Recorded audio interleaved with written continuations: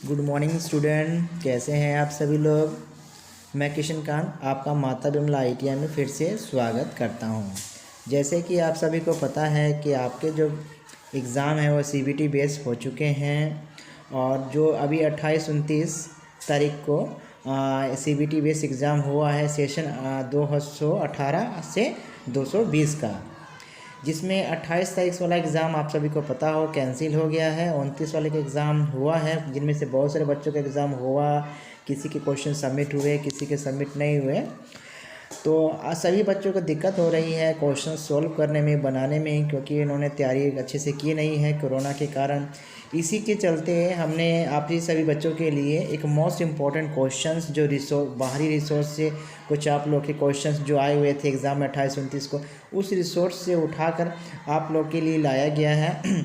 उसकी सीरीज़ मैंने क्वेश्चनों की सीरीज़ बनाई है, वो सीरीज़ आप लोग को दिखाई जा रही है। कृपया आप इस वीडियो को देखकर जितने भी क्वेश्चंस हैं एक बार आप ज़रूर तैयारी करके जाएं। इसमें से कोशिश यही रहेगी कि सभी की क्वेश्चंस आप लोग के सॉल्व हो सकें। पहला क्वेश्चन बताता है कि ट्रांसफार्मर पर ओपन सर्किट टेस्ट निम्न का पता लगाने के लिए किया जाता है। जैसे देखिए, ट्रांसफार्मर पर ओपन सर्किट टेस्ट किसके कारण पता लगाने के लिए किया जाता है, इसमें दिखाया हुआ है कोर हानि का पता लगाने के लिए किया जाता है। दक्षता के लिए नहीं किया जाता है, ताम्र हानि के लिए नहीं किया जाता है, कोई नहीं है। दूसरा क्वेश्चन है अर्ध सिलिका जल का रंग होता है। जो ट्रांसफार्मर में जो यूज़ की जाती है अर्ध सिलिका जल, उसका रंग कैसा होता है? उसका रंग गुलाबी होता है। आगे हम लोग चलते हैं तीसरे क्वेश्चन के लिए। तीसरा क्वेश्चन क्या बताता है आपका? कंसील्ड वायरिंग है। क्या है? कंसील्ड वायरिंग है। तो कंसील्ड वायरिंग क्या है आपकी? महंगी है, सरल है, इनमें से कोई नहीं है, सस्ती है। कंसील्ड वायरिंग इनमें से महंगी होती है। ठीक है, चलते हैं हम लोग नेक्स्ट क्वेश्चन के लिए। NPN ट्रांजिस्टर में P रीजन को कहते हैं। क्या कहते हैं? बेस कहते हैं, अमीटर कहते हैं, कलेक्टर कहते हैं, इसमें से कोई नहीं। तो हम लोग जानते हैं कि NPN ट्रांजिस्टर में जो P रीजन है वो बेस कहलाता है। अगले क्वेश्चन पे चलते हैं। एक सीरीज रेगुलेटर में सीरीज एलिमेंट है। एक सीरीज रेगुलेटर में सीरीज एलिमेंट है, ट्रांजिस्टर है। निम्न किस प्रकार के DC मोटर कंडेंसर का उपयोग होता है? ठीक है, सीरीज मोटर का उपयोग होता है, विभेदी कंपाउंड मोटर का, शंट मोटर का, संचयी कंपाउंड मोटर का उपयोग, इसमें जो निशान ग्रीन कलर का दिखा रहा है वो होता है। इंडक्टेंस का चिन्ह होता है। अगला क्वेश्चन दिखा रहा है इंडक्टेंस का चिन्ह होता है।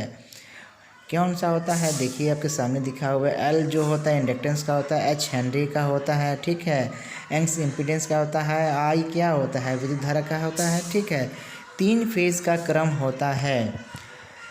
UVW होता है, ABC होता है, इनमें से सभी होते हैं, या RYYB होता है। आपको पता है रेड, ब्लू और येलो आपका फेज का सीरीज होता है। DC जनरेटर दिखा देते हैं, फिर भी आपको लिख के दिखा देते हैं, रेड, ब्लू और येलो, ये 3 फेज़ की सीरीज़ जो आपकी होती है। ठीक है, अगले में चलते हैं। अगला क्वेश्चन से 9वां आपका आता है। DC जनरेटर में किस प्रकार के वाइंडिंग में पतले तारों के अनेक घुर्न लपेटे जाते हैं?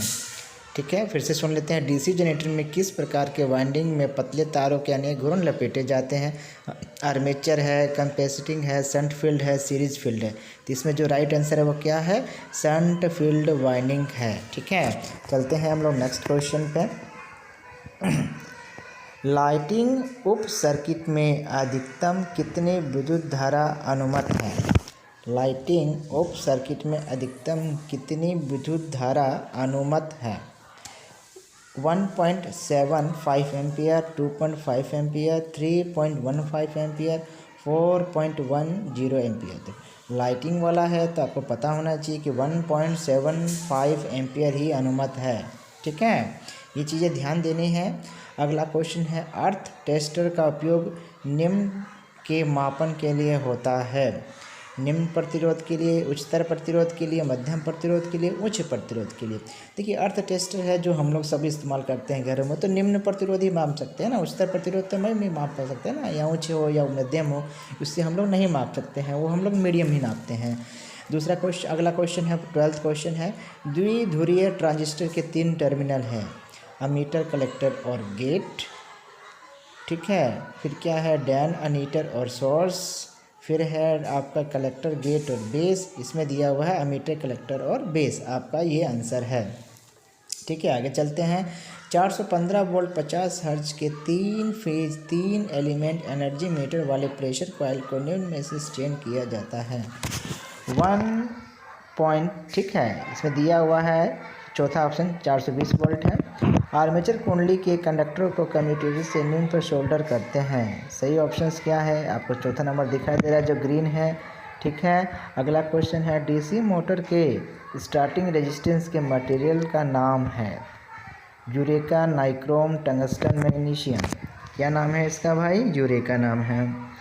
एसी सप्लाई में उपयोग नहीं हो सकता है। एसी सप्लाई में क्या उपयोग नहीं हो सकता है, पीएमसी मीटर। ठीक है, ये मीटर है जिसको बोलते हैं परमानेंट मैग्नेट मटेरियल।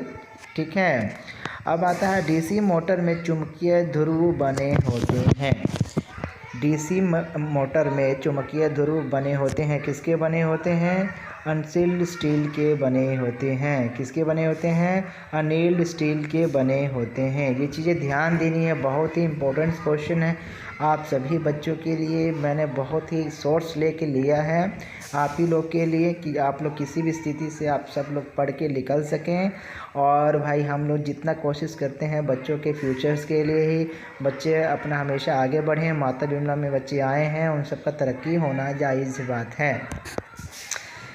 बताता है ब्रिज रेक्टिफायर में प्रयुक्त होते हैं 4 डायोड, सर्किट जैसे ब्रिज में आयोजित 2 डायोड, सर्किट जैसे ब्रिज में आयोजित 2 डायोड, केवल आधा इनपुट वोल्टेज। ठीक है, तो इसमें पता ही है कि ब्रिज का नाम आता है जहां भी उसमें 4 डायोड ही यूज होते हैं। फिर पूछ रहा है चर प्रतिरोध बने होते हैं। प्रतिरोध का चार कार्बन और प्रतिरोध वायर दोनों, वायर कार्बन, आपको पता होना चाहिए कार्बन और प्रतिरोध वायर दोनों आपका 4 प्रतिरोध बने होते हैं। स्टेप अप ट्रांसफार्मर बढ़ाता है। स्टेप अप ट्रांसफार्मर, देखिए ट्रांसफर के 2 प्रकार है, स्टेप अप, स्टेप डाउन। क्या बढ़ाता है, स्टेप अप हमेशा जानते हैं वोल्टेज ही बढ़ाता है, फिक्स फ्रिक्वेंसी पे ही काम करता है, फ्रिक्वेंसी को चेंज ये नहीं करता है। क्या करता है, ये फ्रिक्वेंसी को चेंज नहीं करता है, पर ये क्या करता है, वोल्टेज को अप और डाउन करता है। ठीक है, जैसे मैंने स्क्रीन पे लिख के दिखा रहा हूँ आपको मैं। डीसी मोटर को आसानी से पहचाना जा सकता है कंडक्टर के आकार से, चौक से, कम्यूटेटर से, वाइंडिंग से। देखिए डीसी मोटर के आसानी से पहचाना जा सकता है कम्यूटेटर से, उसकी जो कम्यूटेटर की जो बनावट होती है उसी से हम लोग पहचान सकते हैं। पावर उप सर्किट में अधिकतम कितनी विद्युत धारा अनुमत है। पावर उप सर्किट में अधिकतम कितनी विद्युत धारा अनुमत है, 1.5 एम्पियर, 2.30, 4.15 एम्पियर इसमें धारा अनुमत है। चलिए नेक्स्ट आगे बढ़ते हैं हम लोग। क्वेश्चन 13 है, लैप वाइंडिंग में ब्रश की संख्या निम्न के बराबर होती है। लैप वाइंडिंग, आप जानते हैं लैप वाइंडिंग में 4 पोलों की संख्या होती है, ये ध्यान देने वाली बात है। ठीक है, रेक्टिफायर निम्न की क्रिया पर निर्भर होता है, डायोड पर, प्रतिरोध पर, कॉइल पर, ट्रांजिस्टर पर। रेक्टिफायर होता है डायोड पर काम करता है। देखिए समय कम होने की वजह से क्वेश्चन को हम जल्दी टपा दे रहे हैं, थोड़ा सा ध्यान देना है आप लोगों को भी। जहां आपको संभव लगे वीडियो पॉज करके क्वेश्चन उतार सकते हैं। इंटरपोल सामान्यतः निम्न से बांधे जाते हैं, भारी गैस के तांबे के तार से। क्लियर है, ठीक है। वायरिंग में स्विच बोर्ड की ऊंचाई होती है। जहाँ भी आप लोग को दिक्कत हो किसी भी क्वेश्चंस में तो आप लोग एक बार पूछ सकते हैं। वायरिंग में स्विच बोर्ड की ऊंचाई होती है 4.15 मीटर। कहाँ से, ज़मीन से ऊपर तक। ठीक है, ये ध्यान देने वाली बात है। अगला क्वेश्चन है, वोकोलज रिलेज का निम्न पर प्रयोग होता है। वोकोलज रिले कहाँ इस्तेमाल किया जाता है, वोकोलज रिले का आप सभी को पता है ट्रांसफार्मर में इस्तेमाल किया जाता है। ठीक है, ऑयल कूल ट्रांसफार्मर में इसका इस्तेमाल किया जाता है। इसमें ऑयल भरी हुई रहती है, जैसे ही कोई फॉल्ट आता है वो इंडिकेट कर देता है। आवृत्ति निर्भर करती है, आवृत्ति यानी फ्रीक्वेंसी किस पर निर्भर करती है, सप्लाई के मान पर, मशीन की रेटिंग पर, कंडक्टर की गति पर, ध्रुवों के जोड़ों पर। जिसका राइट आंसर क्या है, ध्रुवों के जोड़े पर। एनर्जी मीटर निम्न प्रकार का होता है। एनर्जी मीटर आपको पता ही है क्या है, रिकॉर्डिंग टाइप का ही होता है, इंडिकेटिंग टाइप है, डिस्प्ले टाइप है और इंटीग्रेटिंग है। तो क्या है, रिकॉर्डिंग टाइप का है। अब दिखा रहा है कि खालिस्तान के द्वारा इंसुलेशन प्रतिरोध मान के लिए कोयल की जांच करते हैं, multimeter, tong tester, megger, series test lamp. तो हम लोग जानते हैं मेगर का ही इस्तेमाल करते हैं इंसुलेशन मापने के लिए। किसी भी तार का इंसुलेशन मापने के लिए हम लोग को क्या इस्तेमाल करते हैं, मेगर का इस्तेमाल हम लोग करते हैं।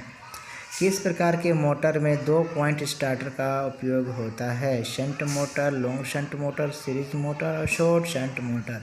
तो इसका राइट आंसर क्या है, सीरीज मोटर में हम लोग इस मोटर का इस्तेमाल हम लोग करते हैं। स्विच कहाँ स्थित होता है, स्विच हमेशा फेज वायर की श्रेणी में स्थित होता है। इसका राइट आंसर क्या है, फेज वायर की श्रेणी में। ठीक है, न्यूट्रल वायर की श्रेणी में नहीं होता है, फेज या न्यूट्रल में नहीं होता है, ये ध्यान देना है आप लोग को।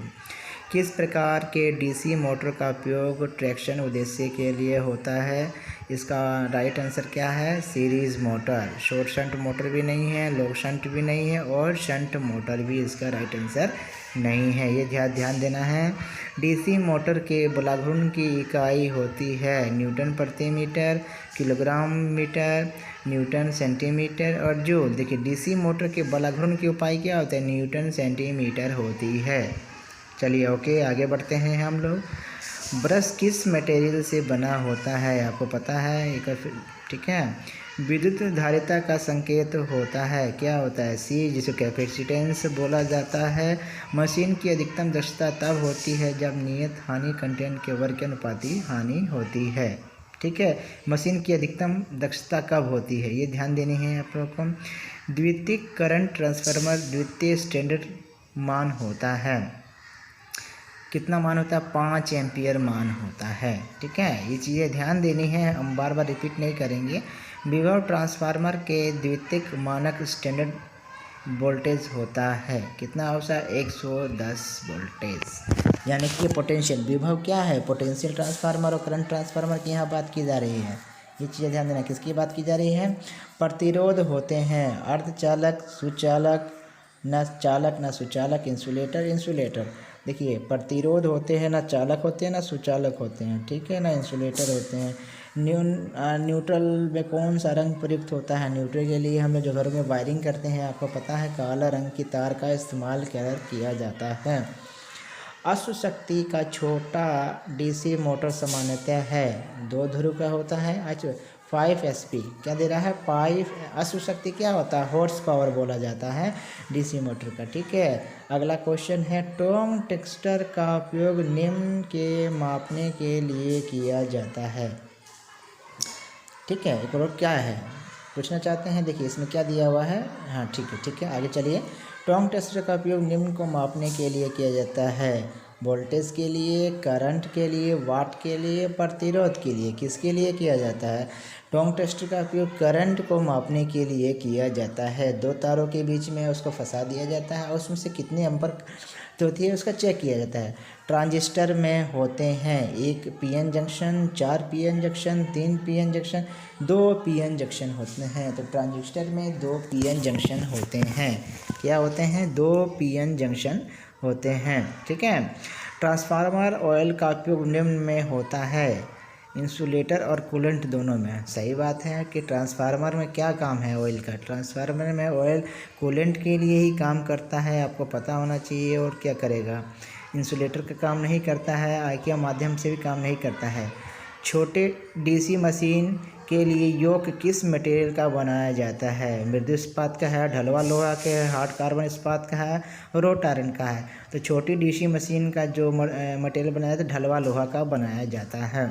भंवर धारा हानि निम्न पर निर्भर करता है, आवृत्ति पर, फ्लक्स घनत्व पर, मोटाई पर, इन सभी पर। देखिए भंवर धारा क्या होता है, एडी करंट लॉसेस जो बोलते हैं वही भंवर धारा बोली जाती हैं। ठीक है, डीसी जनरेटर में कौन सा सिद्धांत काम करता है, म्यूचुअल इंडक्शन, फैराडे के विद्युत चुम्बकीय इंडक्शन का नियम, फ्लेमिंग के दाहिने हाथ का नियम, फैराडे के विद्युत अपघट्य का नियम। इसका राइट आंसर है फैराडे के विद्युत का इंडक्शन का नियम। ठीक है। सिंगल फेज का कुल वोल्टेज होता है 230 वोल्ट, 200, 280, 300। सबको जानते हैं, घरों में जो सप्लाई आती 230 वोल्ट की आती है। ठीक है। देखिए सिग्नेचर और नोशन है, ये कुछ पेज में थोड़ा डिफरेंस आ रहा है।